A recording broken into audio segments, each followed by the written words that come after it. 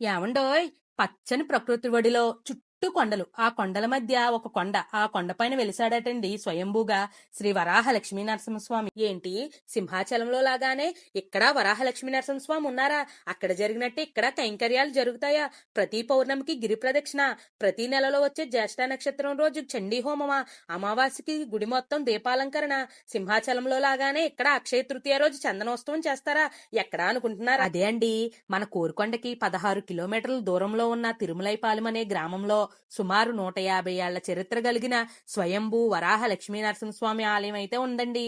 ఈ గుడికి సంబంధించిన చరిత్ర ఏమిటంటే, సుమారు 70 సంవత్సరముల క్రితం బాడితబోయిన అప్పన్న అనే రైతు రాత్రి సమయంలో తన పొలంలో పని ఉందని వెళుతూ ఉండగా మార్గం మధ్య శ్వేత వర్ణంలో ఉన్న ఒక వరాహం కొండపైకి ఆయన పక్క నుంచి వెళ్తున్నట్టు అనిపించిందటండి. ఏంటి ఈ వరాహం తెల్లగా ఉంది అని, ఇదంతా నా భ్రమ అని తను పొలానికి వెళ్లిపోయారటండి.